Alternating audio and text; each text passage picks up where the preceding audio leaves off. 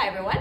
Today we are in the main studio part of my house instead of up in my office because I'm going to take you through my usual vocal warm-up routine.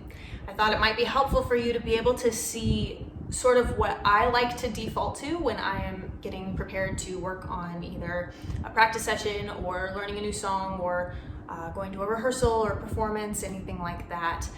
And of course, this is not exactly what I do every single time.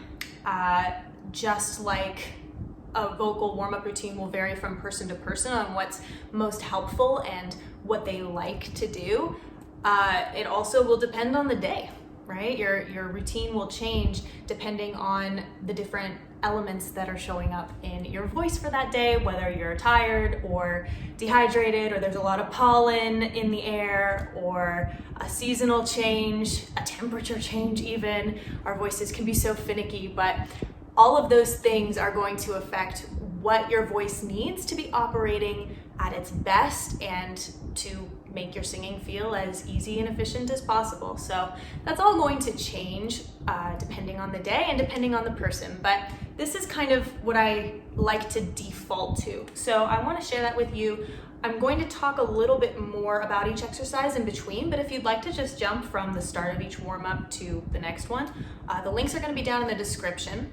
And the other thing I'm not really going to get into today are some of the specifics on what vocal warm-ups are designed to help with, because you can use them for a lot of different things, and why in fact you should actually do them. I talk about that in a different video. The link will also be in the description below, but I'm not going to worry about that today. We just want to get into the routine. So there's going to be 5 exercises today.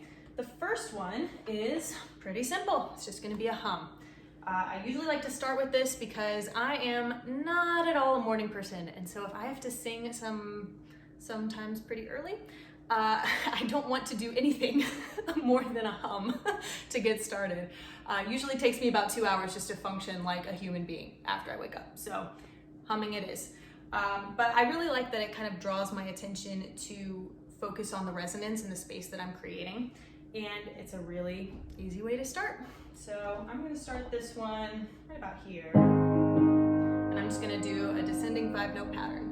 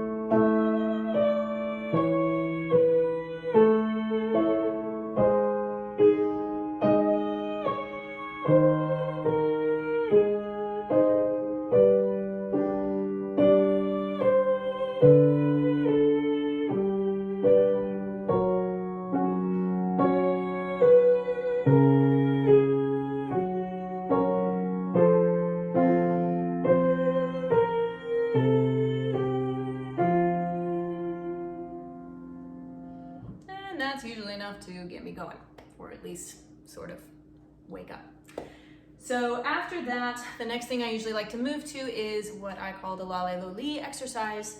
I can't actually remember where I first heard of or learned this exercise. So if you've used it before and you didn't hear about it from me, please let me know. I would love to say thank you to whoever I originally learned this from. But with this one, it helps me to really feel like I'm in better control of descending phrases, which can sometimes feel harder to sing when you're just kind of thrown into it cold. And I do really like that it also helps me focus on what my palate is doing and creating, again, that space that I want inside my mouth. So I'm going to start this one probably about right here. And if you've never done this one before, it may take you a couple tries to feel confident with it. That is totally okay. You'll see it takes a little bit of practice to get it feeling really consistent and easy after a while. So here we go.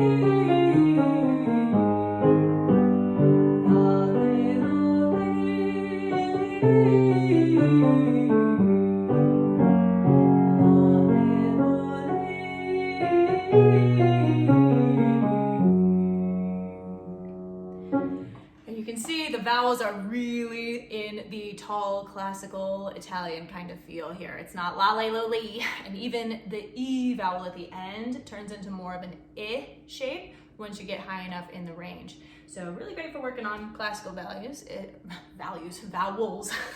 if that's something that helps you in your warming up. And I thought I had something else to say about that. I guess I don't.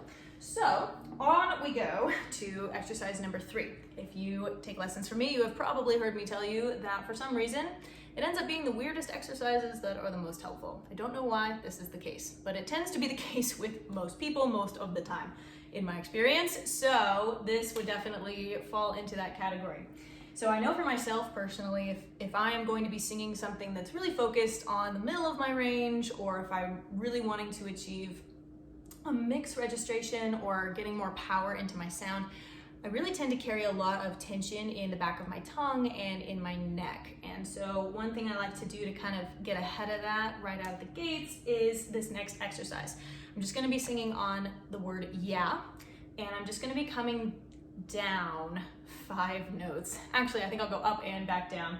But the catch is that I'm going to have my tongue out of my mouth, and that usually helps me relieve some of that tension instead of carrying it all into my actual singing when I'm working on whatever I want to work on.